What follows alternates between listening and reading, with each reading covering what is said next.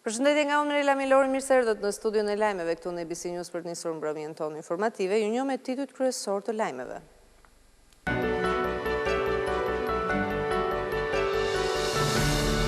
Atentat mafios në qytetin e Shkodrës, një person u vra dhe një tjetër mbeti plagosur nga një breshëri arme. Një motor që u gjet ndjekur dyshohet të jetë përdorur nga autorët e krimit. Ambasadat e Shteteve të Bashkuara Gjermanisë, Britanisë së Madhe dhe OSBE-s përshëndetën vendimin e gjykatës për dënimin e Shullasit dhe shokëve të tij. Vendimi cilësohet prej tyre fitore e sundimit të shtetit ligjor në Shqipëri. Shqipëria mori vlerësime pozitive në takimin e 10 të Këshillit të Stabilizimit dhe Asociimit në Bruksel. Pritshmëritë e Bashkimit Evropian janë për thellim të reformave, sidomos ajo në drejtësi dhe reforma zgjedhore. Goditet mafia italiane që kontrollonte bastet online, operacioni i policisë është shtrirë edhe në Shqipëri dhe në disa vende të tjera. Arrestojnë 68 persona, sekuestrohen 1 miliard euro.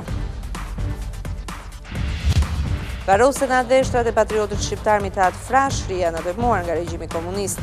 69 vite pas vdekjes, përmbushet amaneti i të riu të frashërllinjve për t'u prehur në AD.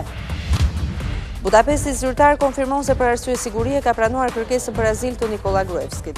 Policia maqedonase ka arrestuar 2 zyrtar të lartë që si kryeministri po përgatisnin arratin nga frika e proceseve gjyqësore. Rezultati i ndeshjes me Skocin duket se do të përcaktoj fatin e trajnerit Panucci, kështu mendon kreu i Federatës Shqiptare të Futbollit. Tekniku italian ishte jashpër me lojtarët e kombëtares, duke u kërkuar më shumë bashkëpunim dhe profesionalizëm. Është çelur sot edicioni i 21 i panairit të librit në Tiranë. Në këtë event të rëndësishëm të letrave prezantohen 90 shtëpi votuese nga hapësira mbarshqiptare.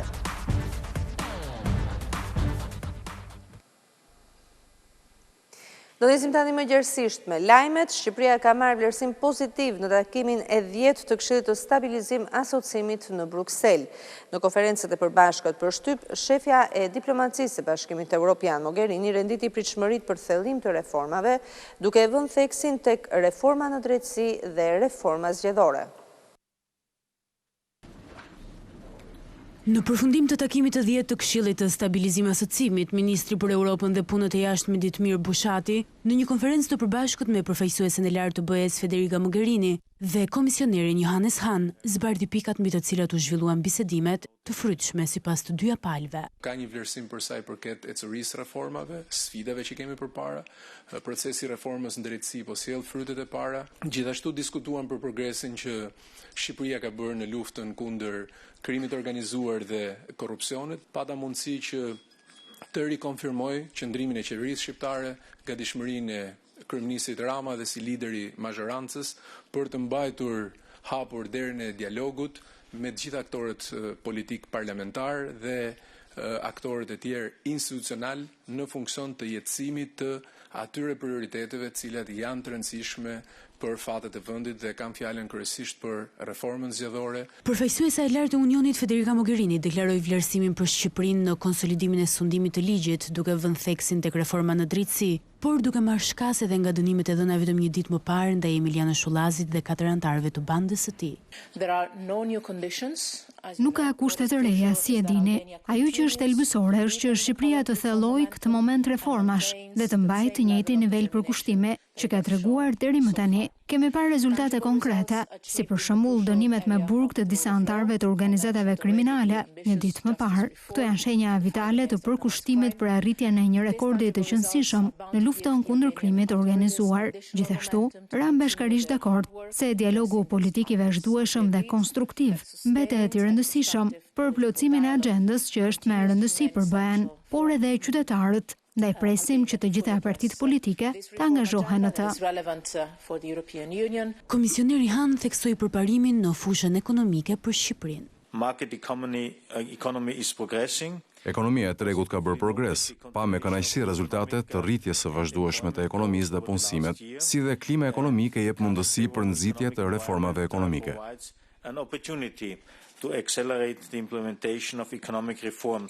ABC News ngriti përpara përfaqësuesve të BE-s çështjen e BSHLL-kut të krijuar në Ministrinë e Brendshme për shkak të mungesës së dekretit të presidentit ndaj propozimit të kryeministrit, çështje për të cilën përfaqësuesi i Unionit në Shqipëri, Luigi Soreka, bëri apel për zgjidhje të situatës.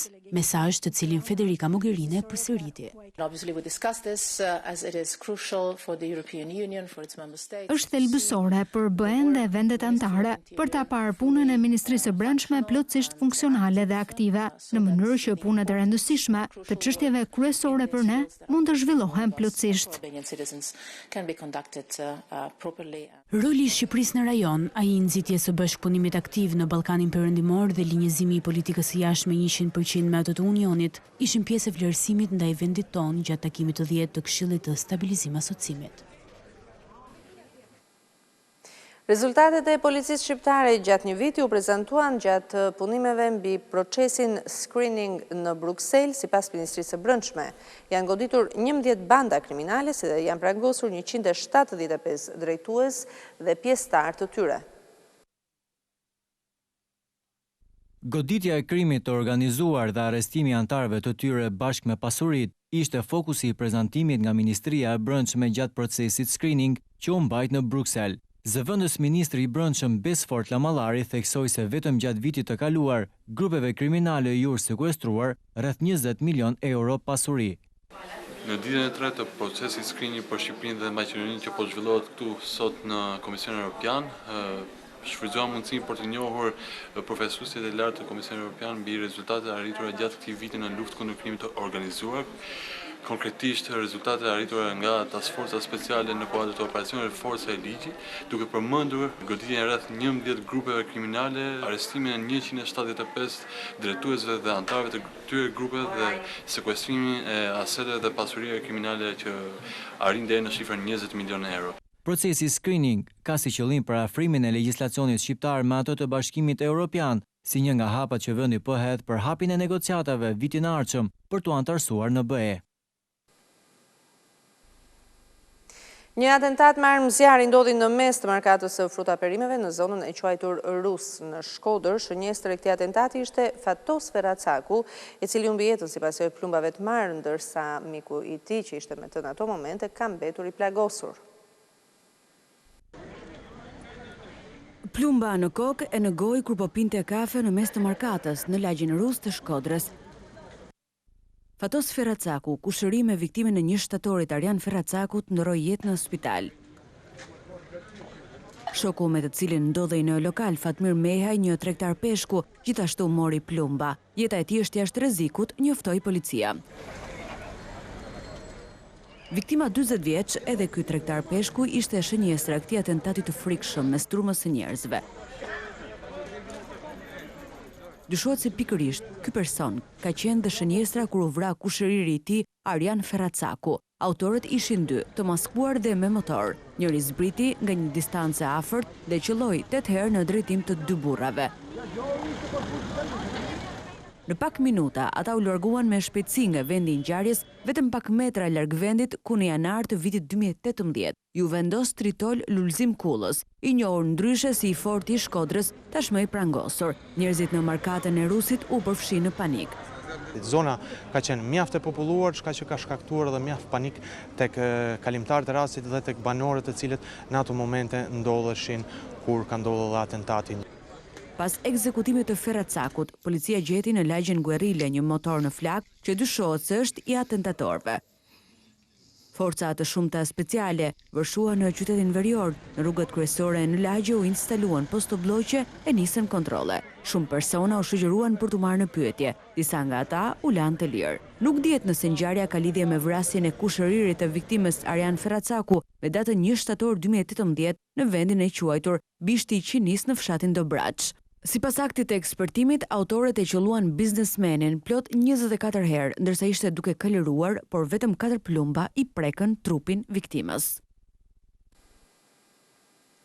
Policia e shtetit ka publikuar në internet fotot dhe të dhënat e 8 personave që i quan më të rrezikshmit e Vlorës. Ata janë dënuar me burgim të përjetshëm apo me 25 vite burg për krime të ndodhura kryesisht në fillim të viteve 1990, por janë ende të lirë. Policia e shtetit ka publikuar në faqen e saj zyrtare në internet fotot e emrave të 8 personave në kërkim, të cilësuar si vrasësit më të rrezikshëm të qytetit bregdetar që janë ende në liri. Përmes publikimit të fotove në internet, policia kërkon ndihmë nga kushdo që i njeh apo ka informacion për ta. Në listë të rënditen 3 persona të dënuar me burgim të përjetshëm dhe 5 të tjerë të dënuar me nga 25 vite burg. Ngjarje të rënda kriminale kanë ndodhur në fillim të viteve 90 dhe për një nga personat e shpallur në kërkim, policia nuk disponon as fotografi. Bëhet fjalë për Pali Gjergji, i cili akuzohet për shumë krime të ndodhura në vitin 1997 në qytetin e Vlorës dhe vijon të jetë ende në arrati. Lista 8 personave të rrezikshëm të qytetit të Vlorës kryesohet nga Sokrat Ruda dhe Gëzim Mehmeti. Të dy akuzohen për vrasje dhe plagosje, ngjarje këto të ndodhura në vitet 1994 dhe vitet 1996, ndërsa vendimi i gjykatës për ta është i formës së prerë. I treti në listën e publikuar është Apostol Bucaj. 47 vjeçari është dënuar me 25 vite burg për vrasjen e fotomërtirit në janar të vitit 1994. Për një vrasje të trefisht të kryer në bashkëpunim në vitin 1999, vijon të jetë në kërkim Dritan Rexhepi. 38 vjeçari ka vrarë 2 efektiv të policisë së Krujës, Arben Keqi dhe Durim Kasmi. Në ngjarje rastësisht u vra dhe pronari i lokalit, Rahim Bakiasi. Dosja Dritan Rexhepit, i njohur dhe me emrin Gramoz, vijon të ketë shumë mistere. Rexhepi, një nga shqiptarët më të kërkuar në botë, u prangos nga Interpoli në Amerikën e Jugut në verën e vitit 2014, 3 vjet pas arrestisje spektakolare nga një burg i Belgjikës. Ajo ndalua si pjesë e një grupi që ju kapën 278 kg kokainë në Ekuador. Në kërkim për policinë e shtetit rezulton dhe Gazment Nebiu. 42 vjeçari ka qenë antar i bandës së Kakamit, të cilët akuzohen për shumë vrasje të ndodhura në qytetin e Vlorës gjatë razirave të vitit 1997. Ambasada amerikane reagon pas vendimit të gjykatës për dënimin e Emiliano Shullasit dhe bashkëpunëtorëve të tij. Dita e djeshme shënoi një hap domethënës përpara për qytetarët shqiptar që kërkojnë dhe meritojnë drejtësi të vërtetë nga sistemi i tyre gjyqësor, thuhet në deklaratën e ambasadës amerikane. Ne u inkurajuam nga puna e prokurorëve shqiptar, të cilët duke u bazuar në prova bindën gjykatësit e krimeve të rënda se një bos i krimit dhe kriminal të tjerë e kanë vendin në burg, vazhdon deklarata. Mëtej ambasada amerikane përshëndet shqyrtimin e kujdesshëm të këtij rasti dhe shpreh se vendimi i marrë është një fitore për sundimin e ligjit në Shqipëri. Deklarata e ambasadës amerikane mbyllet me frazën: qytetarët shqiptar tani pyesin, kush e ka radhën? Vendimin e gjykatës për Shullasin dhe grupin e tij ka përshëndetur edhe ambasadori e Gjermanisë, ambasadori i Britanisë së Madhe, si dhe zyra e OSBE-s në Tiranë.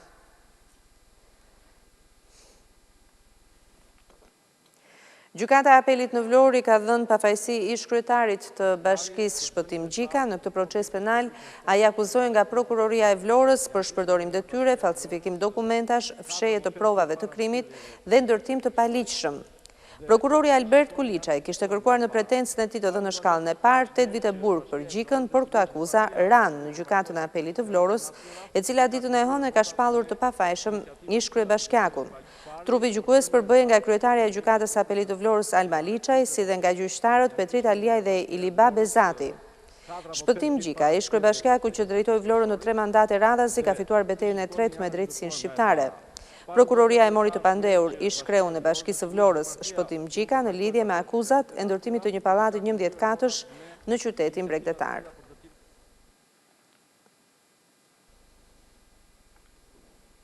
Në gjykatën e Tiranës u zhvillua seanca e radhës së padisë për shpifje të Shkëlzem Berishës kundër deputetit socialist Aulan Balla. Berisha kërkon deklarimin fajtor të Ballës me pretendimin se ka shpifur në emër të tij kur drejtonte Komisionin Hetimor Parlamentar për privatizimin e OSSH-s. Në shoqërinë e avokatit, Shkëlzem Berisha, djali i ish-kryeministrit Sali Berisha, mbërriti të mërkurën në gjykatën e Tiranës për të përballur me kreun e grupit parlamentar të Partisë Socialiste Aulan Balla. Në këtë gjykim, Berisha është në rolin e paditësit, ku pretendon se Balla ka shpifur për të nga fëltorja e drejtuesit të Komisionit Hetimor Parlamentar të çështjes CEZ. Në sallën e gjyqit, Berisha kishte përballë vetëm avokatin e deputetit. Përmes tij, Balla njoftoi gjykatën për pamundësi të pjesëmarrjes në seancë për shkak të angazhimeve në kuvend. Paditësi Shkëlzem Berisha konfirmoi generalitetet para gjykatës, por pretendimet u parashtruan nga avokati i tij. Sipas mbrojtësit Ivi Kaso, deputeti Balla ka shpërndarë thërnje të pavërteta kur ka pohuar se klienti i tij Shkëlzem Berisha për vitet 2009-2013 nuk ka paguar tatim mbi fitimin, duke bërë evazion fiskal. Deklaratat janë bërë me qëllim diskreditimin e figurës së klientit të mbrojtur prej meje. Akuzuesi nuk është dhe nuk ka qenë për asnjë moment debitor ndaj organeve tatimore, tha avokati Kaso, duke kërkuar më tej deklarimin fajtor të Ballos për akuzën e shpifjes së kryer boturisht. Për t'i dhënë kohë avokatit të deputetit të njihem me parashtrimet dhe provat e paraqitura nga pala tjetër, gjykata shtyu seancën për në 27 nëntor. Ndonse kurse u komentet në sallën e gjyqit, paditësi Berisha nuk bëri të njëjtën gjë jashtë gjykatës. Kërkesat me zotin Balla për shpifje janë shumëta, sepse profesioni kryesor i zotit Balla është shpifës, nuk ishte i pranishëm. Shpresoj mos ke qenë duke nxjerrë një përdhunues nga komisariatit. Shpresoj mos ke qenë në udhëtim me një trafikant që ka mik shtëpia. Shpresoj që gjykata të vërtetoj edhe një herë shpifjen e radhës, kësaj here penalisht për zotin Balla.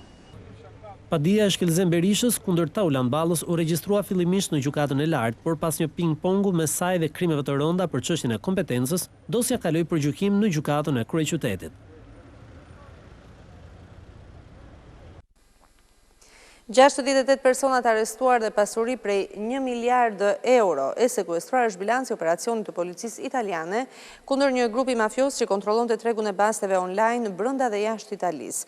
Një pjesë e rëndësishme të pasurive të patundshme të blera me paratë fituara nga ky aktivitet kriminal ishin në Shqipëri.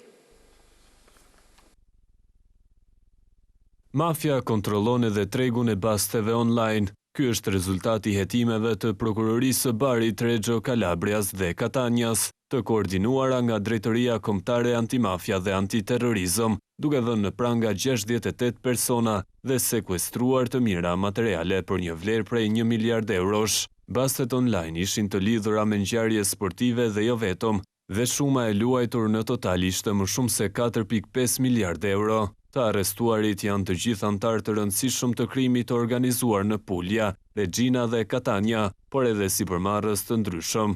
Akuzat për ta janë riciklim parash, mbledhje e paligjshme, bastesh, krime fiskale si dhe veprime mafioze. Nga hetimet rezultoi se grupet kriminale ndanin dhe kontrollonin në mënyrë mafioze tregun e basteve klandestin online nëpërmjet platformave të ndryshme që menaxhoheshin nga vetë ata.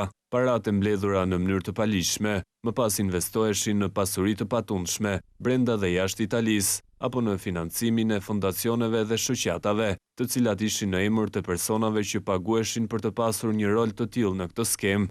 Pikërisht për të gjurmuar këtë lloj pasurie, më pas të sekuestruar nga policia, ishte shumë i rëndësishëm bashkëpunimi i Eurojust dhe autoriteteve gjyqësore të Shqipërisë, Austrisë, Zvicrës, Mbretërisë së Bashkuar, vendeve të ulta, Serbisë, Spanjës dhe Maltës.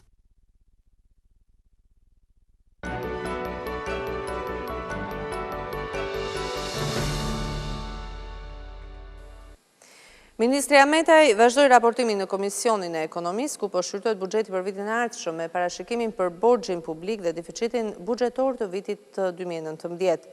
Sipas Ministrit të Financave, borxhi publik do të vazhdojë uljen, siç parashikohet në ligj, duke u shoqëruar me vijimin e investimeve.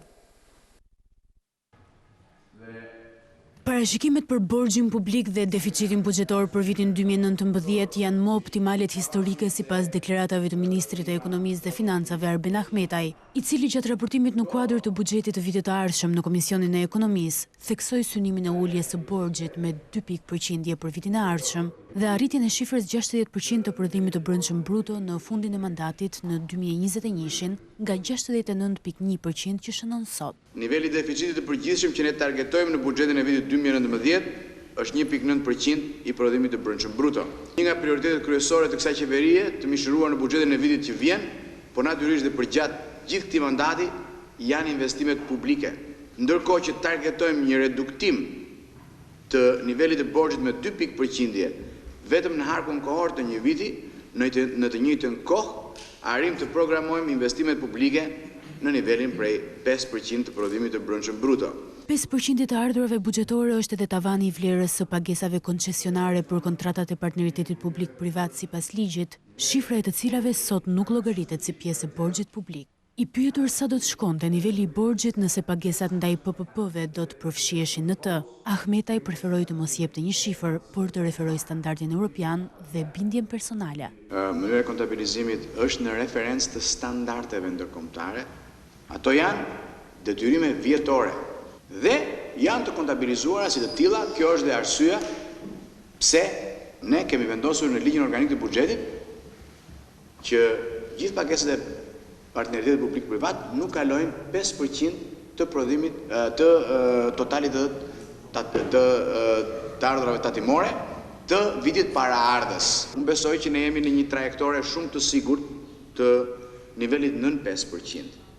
Patjetër, një krahasim të mandatit të parë të rilindjes, ministri Ahmetaj e bëri me 2 mandatet të demokratëve.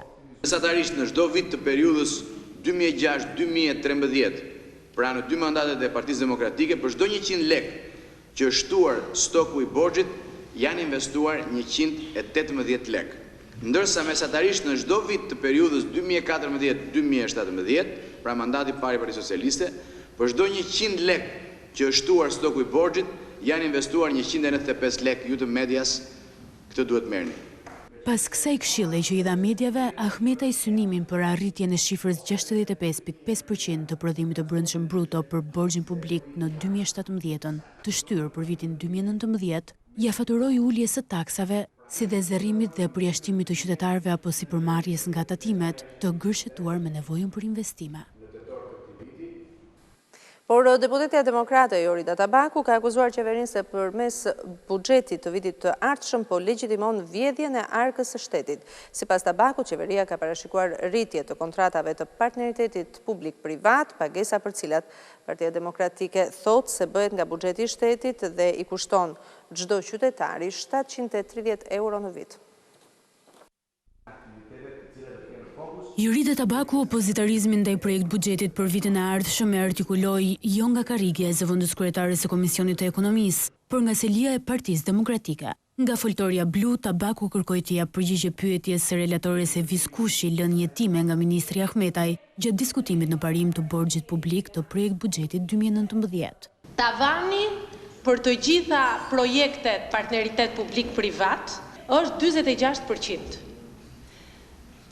Unë desha të di nëse kjo vlerë totale është përfshirë në stokun e borxhit publik apo jo. Dhe po ta përfshinim, sa do t'ishte në fakt nivelli i borxhit edhe i deficitit buxhetor. Borxhi publik me këto kontrata rritet nga 72% në 85% të produktit të brendshëm bruto.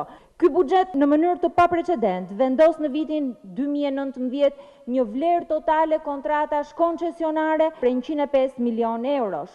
Janë pothuajse 2.1 miliard euro për 14 kontrata. Për Tabakun, metoda që përdor qeveria e shpikur sipas saj dhe e bekuar me emrin gjoja perëndimor të partneritetit publik-privat, i ka kushtuar deri më tani shqiptarëve 2.2 miliard euro.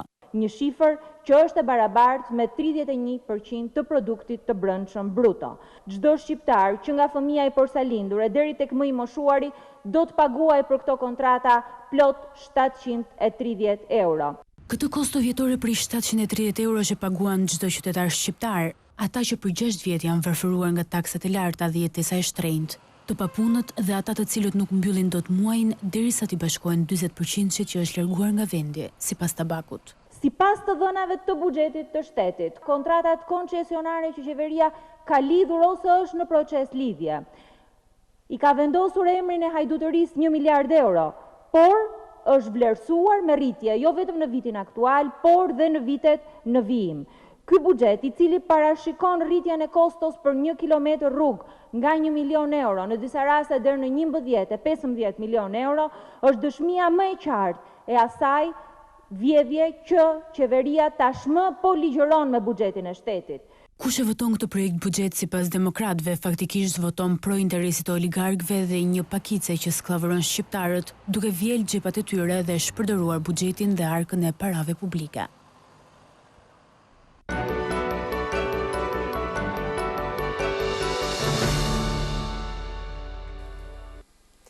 Prokuroria, sipas kryetarit Partisë Demokratike, duhet kishte nisur hetimet për atë që po ndodh me banorët e Unazës së Re këtu në Tiranë. Pas takimit me banorët, Lulzim Basha foli për 3 shkelje kryesore të projektit të Unazës së Madhe të Tiranës. Qëndresa e banorëve të cilët preken nga projekti Unazës së Madhe të Tiranës është e vetmja gjë e ligjshme në këtë çështje.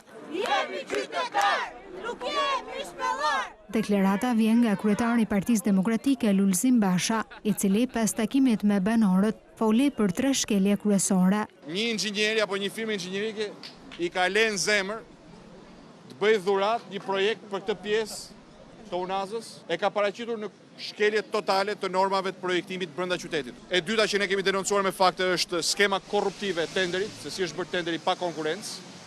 40 milionë euro për më pak se 2 kilometra.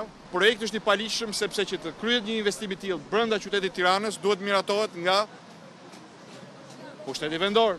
Institucioni që normalisht duhet të ditë në krah qytetarëve të kësaj zone, qytetarëve të Tiranës, bashkia dhe të thoshte ne nuk e pranojmë këtë projekt, ne nuk do ta kalojmë këtë projekt. Kanë kryer një fundërrin i cili del dhe sulmon qytetarët me shprehje raciste. Përballë një panorame të tillë, Basha thot se prokuroria duhet të kishte nisur hetimet. Të gjithë, po të kishte prokurori, do ishin sot në ndjekje penale dhe po të lëviznin gishtin më tutje, do shkonin në burg. Por, për fat keq, ne sot kemi një problem shumë të madh kombëtar, ne nuk kemi drejtësi, ne nuk kemi prokurori. Ndërsa banorëve, kryetari i Partisë Demokratike jep shpresë duke i treguar 2 vendimet e qeverisë Berisha për dëmshpërblimin e banesave të tyre. I pari viti 2011 përcakton një precedent ligjor kur vendos qartë se të gjithë ata që janë në proces legalizimi, ata që kanë bërë deklarimin, në rast të ndërtimeve të veprave publike, do të shpronsohen me vlerën e tregut dhe do të dëmshpërblehen me vlerën e tregut. BKM-ja dytë është zbatimi i këtij precedenti ligjor në një projekt që është pikërisht ndërtimi i Unazës madhe këtu ngjitur. Partia Demokratike, deklaroi Basha, do të jetë në krah të banorëve që po mbrojnë pronën e tyre me çdo çmim. Çdo vit në vendin tonë diagnostikojnë 4 deri në 5.000 raste të reja me diabet, është një sëmundje që ka nevojë për kontroll periodik dhe trajtim të veçantë. Sipas ministres së Shëndetësisë Manastri Liu, do të shtohen kategoritë e pacientëve me diabet që përfitojnë fisha falas, duke përfshirë këtu edhe studentët. Shifrat zyrtare të personave të diagnostifikuar me diabet në Shqipëri janë mjaft alarmante sipas mjekëve dhe Ministrisë së Shëndetësisë. Rreth 72.000 persona në Shqipëri janë diagnostikuar me diabet, por çdo vit identifikohen edhe 4 deri në 5.000 raste të reja me këtë sëmundje. Mjekët e endokrinolog thonë se mbetet problem rritja e numrit të fëmijëve e të rinjve të prekur apo të rrezikuar nga diabeti. Dua të theksoj se përveç grup moshës 40-65 që janë kryesisht më të prekurit dhe kjo përfshihet në këtë situatë, janë fëmijët me diabet tip 2, fëmijët. Më thënë nga keq ushqyerja. Sëmundja, sipas mjekëve, shkakton komplikacione të rënda shëndetësore nëse nuk zbulohet apo trajtohet në kohë. Qoftë se nuk kapet në kohë, nuk të zbulohet në kohë dhe nuk trajtohet në kohë sipas protokolleve nga mjeku specialist dhe nga vetë kujdesi i pacientit, atëherë komplikacionet janë fatale. Dhe përqindja e diabetikëve, do të thënë që kanë diabet me sëmundje kardiovaskulare është 2-4 herë më e madhe se sa persona që nuk kanë diabet. Ministria e Shëndetësisë dhe Mbrojtjes Sociale Manastri Liu deklaroi në një aktivitet ndërgjegjësues se janë lehtësuar procedurat e përfitimit të barnave me rimbursim për të gjithë pacientët e prekur nga diabeti, ndërsa janë shtuar kategori që përfitojnë fishat falas. Qeveria shqiptare mbulon në trajtim rreth 72.000 qytetarë të cilët vuajnë nga kjo sëmundje nëpërmjet listës së barnave të rimbursueshme. Dhe mbulohen falas, por ajo çfarë ne sjellim të re në këtë vit, dhe unë do doja që ta thoja këtu, ne jemi në fazën e miratimit të buxhetit për vitin 2019, ne do të rrisim fashën e mbulimit me fisha falas deri në moshën 23 vjeç. Manastri Liu theksoi se qeveria ka garantuar trajtimin e rreth 72.000 personave me diabet me një financim prej mbi $16 milion në vit. Eshtrat e emitat Frashërit do të prehen në AD, sipas amanetit të tij të dhënë të gjallë. Adetar, mendimtar, figurë e shquar e rilindjes dhe pavarësisë mëjëriu i familjes së shquar të Frashërlinjve që nga dita e sotme do të prehet në dheun e tij. Përmbushet amaneti i Mithat Frashërit 69 vite pas vdekjes. Eshtrat e patriotit të shquar tashmë vinë në dheun e tij në Shqipëri. Kryeministri i Shqipërisë Edi Rama thot se sapo ka nisur rruga për pastrimin e kësaj figure poliedrike të kombit shqiptar. Kthimi i këtyre eshtrave në fakt është një borxh. Mitat Frashi ishte dhe mbetet sot të gjithë ditën një shembull i gjallë.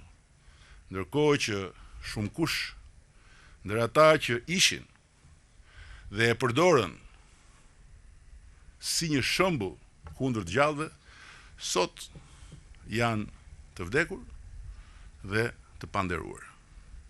U preht në paqe në nëndheun e Shqipërisë Mitat Beu dhe koha pas stroft bëtutje Baltën që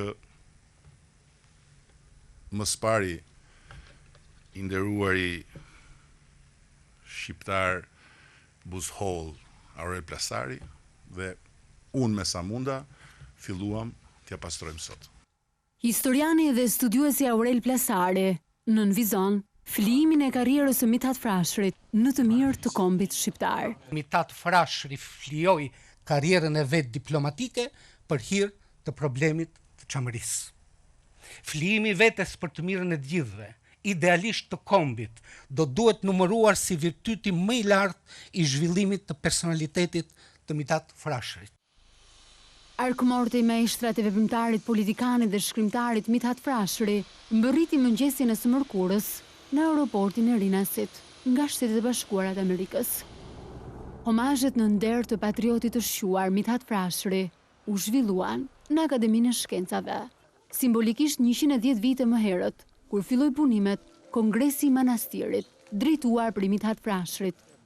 Studiuesi Bashkim Kucuko thot se zgjedhja e kësaj dite është mjaft simbolik, domethënse, për kombin shqiptar. Kjo është edhe një ditë simbolike për të që simbolizon alfabeti është A-ja që flasim, A-ja që shkruajmë, dhe një nga këto A të pare që ka shkruar dhe ka thënë fare mirë ka qenë edhe Mithat Frashi. Ka qenë një figurë e madhe e kulturës kombëtare, e cila është vështirë të kuptohet pa kontributet 10 vjeçare të tij, që nga shtypi, letërsia, studimet, shkrimet që ka botuar në organe të ndryshme dhe në gjuhë të huaja, librat që ka botuar, të gjitha për çështjen e Shqipërisë. Homazhet u kryen në masa të rrepta sigurie, ku edhe buqetat me lule u skanuan. Në ceremoninë e homazheve tek Akademia e Shkencave morën pjesë personalitetet të shquara, historian, artist, qytetar të thjeshtë dhe politikan. Ish kryeministri Sali Berisha tha se Mithat Frashëri ishte një promotor i luftës për liri. Pavarësisht se në tërësi historia nuk ka qenë e drejtë për Mithat Bej Frashërin, përsëri ai sot vjen dhe pushon në gjiun e dheut të tij për cilin sakrifikoi gjithçka. Vjen dhe pushoi, i nderuar nga mbar shqiptar, kurse ata që urdhruan eliminimin e tij fizik kanë përfunuar në koshin e plehrave të historisë kombit shqiptar, është fjala direkt për Enver Hoxhën. Ndërsa kreu i opozitës, Lulzim Basha, u shpreh se qeveria bëri detyrën me vendimin për të sjellë në Shqipëri eshtrat e Mithat Frashërit. Eshtrat e çdo patrioti që padrejtësia e diktaturës gjakatare të Enver Hoxhës i ka lënë të degjen jashtë kufive të mëmdheut për cilën dhanë gjithçka, duhet kthehen e të nderohen në Shqipëri. Vlerësoj iniciativën e historianit Uran Butka për kushtimin e deputetit Agron Shehaj, qeveria si administratore taksapaguzve nuk ka asgjë më pak se detyrimin të kryejë gjitha procedurat për nderimin e këtij patriotit madh. Më pas, arkmorti mbuluar me flamurin kuqezi nga Akademia e Shkencave u drejtua tek kodrat e liçenit artificial, aty ku do të prehen eshtrat e tij në MMD, për krah babait Abdul Frashëri dhe gjagjallarëve të tij, Naim dhe Sami Frashëri.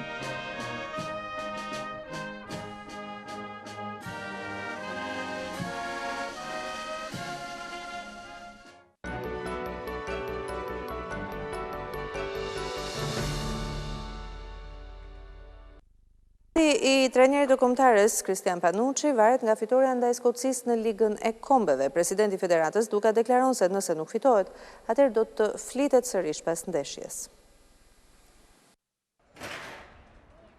Një rrugë e 3 punë. E tillë mund të vlerësohet vizita e presidentit Armand Duka në kantierin e ndërtimit të selisë së re të Federatës Shqiptare të Futbollit. Edhe pse numri 1 i futbollit ishte në ish kompleksin Dinamo për të vëzhguar ecurinë e punimeve, sërish, pyetja e parë që ju bë nga gazetarët ishte për kombëtaren dhe trajnerin e saj Cristian Panucci.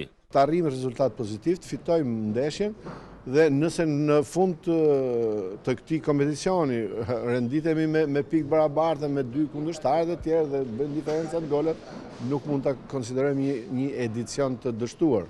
Është e vështirë që të bëj analizën e trajnerit tani, aq më tepër në prag një ndeshje, përveç se t'i jap kurajë dhe mbështetje maksimale trajnerit dhe ekipit për të arritur objektivin dhe për të fituar ndeshjen. Dhe nëse kjo nuk arrihet, atëherë duhet të flasim në post ndeshje. Më pas Duka foli për punimet në selinë e Federatës.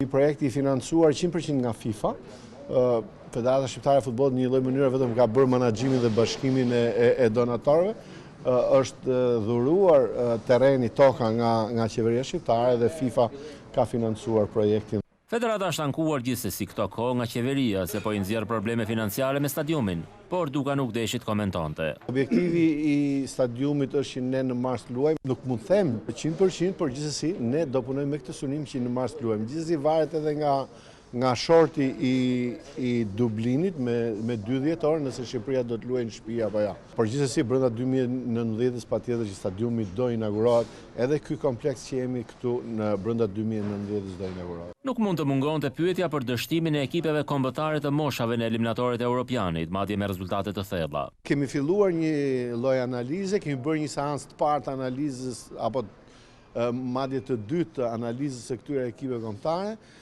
Do ketë ndryshim pothuajse të gjithë stafeve të ekipeve të moshave. Duka bëri edhe më shumë sqarime për shtëpinë e re të futbollit, e cila sipas tij do të jetë jo vetëm selia e Federatës, por dhe e gjithë ekipeve kombëtare. Në kompleks do të ketë edhe 2 mini stadiume me kapacitet prej 500 spektatorë secili, ku mund të luajnë ndeshje të nivelit kombëtar. Besohet se në këto fusha mund të stërviten edhe ekipe të ndryshme në kohën kur kombëtarët do të jenë pushim. Futbollistët e kombëtarës mendojnë se Shqipëria do të kishte renditje më të mirë se çka aktualisht. Frederik Veseli dhe Myrto Uzuni folën me optimizëm përpara ndeshjes me Skocinë. Shpresat janë të vogla, por vetëm për ligën e kombeve. Futbollistët e kombëtarët shqiptare mendojnë se i kanë shanset për të shkuar në Europian, të paktën nëpërmjet eliminatoreve të ardhshme. Këtë e theksoi mbrojtësi Frederik Veseli, ndërsa foli për ndeshjen me Skocinë. Ndryshe nga trajneri Panucci që i quajti Mehmet, Veseli mendon se lojtarët e kombëtarët shkojnë shumë mirë me njëri tjetrin. Po ne si skuadër kemi entuziazëm se edhe jashtë sportit jemi shumë shok gjithat bashk, kur grumbullohemi, gëzohemi gjithë të jemi prapë këtu. Ndoshta meritojmë pak më shumë se vendit e tretë në grup. Provojmë me marr maksimumin për me mujt ndoshta me pas një mundësi ma vonë në kualifikime, jemi gjithë me shumë dëshirë për me shku edhe njerë në Evropian. Myrto Uzuni cilësohet një nga shpresat e ekipit për ndeshjen ndaj Skocisë. Këtë mendim e ka vetë Panucci. Si dhe Greza ka shënuar kaqe gjithashtu. Besoj se goli do vinë, qoftë se vazhdojmë atë ritim që kemi qenë në Izrael. Ndihem shumë mirë pasi vëmendja nuk është vetëm te mua, pasi ne kemi grupin, ne nuk na bën vetëm një lojtar, një individ. Normalisht është një kënaqësi shumë e madhe pasi të shënosh me një klub, është kënaqësi, por nëse shënon me kombëtarët dhe bën krenar gjithë Shqipërinë dhe unë tan familjen, besoj se kjo do ishte gjë më e bukur.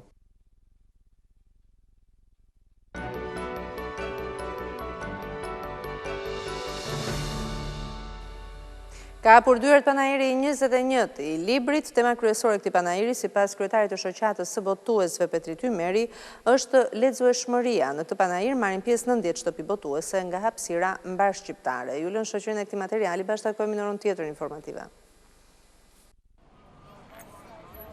Çel dyert panajiri i 21 i librit.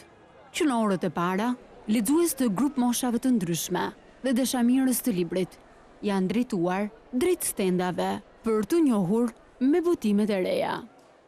Hapdyer panajiri i 21 i librit. Në qendër të këtij panajiri është vendosur lexueshmëria, ku do të trajtohen të gjitha problematika që kanë të bëjnë me rënjen e leximit vitet e fundit, sipas statistikave. Kryetari i shoqatës së botuesve shqiptar, Petrit Ymeri, thotë se shqetësimi kryesor mbetet lexuesi. Jemi në një situatë jo shumë për të qenë të qetë që leximi në Shqipëri ka rënë në tilla përmasa. Faktor vendas, faktor të huaj, të gjithë do të jemi në një front së bashku, sepse një rini e kulturuar, një popull i kulturuar e ka më të lehtë të përballojë sfidat e sotme dhe sfidat e së ardhmes. Në këtë panajir marrin pjesë 90 shtëpi botuese nga hapësira mbar shqiptare, e ku një vend të rëndësishëm këtë vit zë edhe letërsia shqipe. Janë një grupim i madh shtëpisë botuese që punojnë seriozisht, kemi një mbështetje nga përkthyesit dhe nga autorët shqiptar dhe duhet të evidentoj faktin që letërsia shqipe ka marrë një ripërtëritje, mund të them, të vërtetë në këtë 10 vjeçarin e fundit, sidomos shikohen shenjat, shkrimtarë me përvojë, shkrimtarë të rinj. Romanet dhe përkthimet nga letërsia huaj dominojnë, por nuk mungojnë edhe shtëpi botuese, siç është Onufri, që i ka dedikuar një vëmendje autorëve shqiptar. Tashmë janë bërë prezente titujt e rinj, ku të gjithë janë të kurreshtuar për librin e shkrimtarit të madh Kadare, Kur sunduesit grinden, rreth misterit të telefonimit Stalin Pasternak, që në kopertin të bie në sy. Simbolika që ka përdorur shkrimtari është ajo e Janus, i cili është simboli kohës. Kadareja do të na sjellë në një gjë të bukur, pa diskutim. Kopertina, Kur sunduesit grinden. Jam shumë kurios. Jam shumë kurios që të shoh librin e Kadares. Fatkeqësisht edhe kënaqësi dhe trishtim kur vjen këtu në këtë panajir, sepse ka njerëz, po kjo vazhdon vetëm 4 ditë. Unë konstatoj në raport në bisedat që bëj me të rinj që shumë pak lexohet akoma. Besoni që ka një gjeneratë të një grup mosha të rinj që nuk e njohin fare Kadaren, nuk kanë lexuar asnjë libër. Është një fatkeqësi.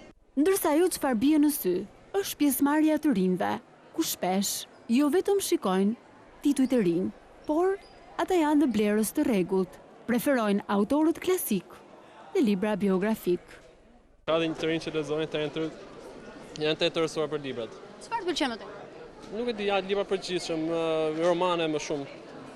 Romane biografik më shumë fatikisht. Biografit më pëlqejnë më shumë, që historitë vërteta. Biografit? Po, nga njerëz suksesshëm. Keni bler deri tani ndonjë gjë? Po, i Pangjyrit Cukuru Tuzuki dhe vitet e tij të pelegrinazhit. Ju akuzojnë ju të rinjve gjithmonë thonë nuk lexojnë të rinjt. Pse ndodh? Mendoj se kjo është, është një ide e gabuar që është krijuar, sepse faktikisht pritet më shumë vjetër edhe në shkollë, duke qenë se kemi hapur dhe grupin e librit, shumë nxënës nga vitet e para, të dyta dhe treta janë pjesëmarrës, lexojmë. Kjo është një ide e gabuar e krijuar. Fokusuar tek letërsia shqipe?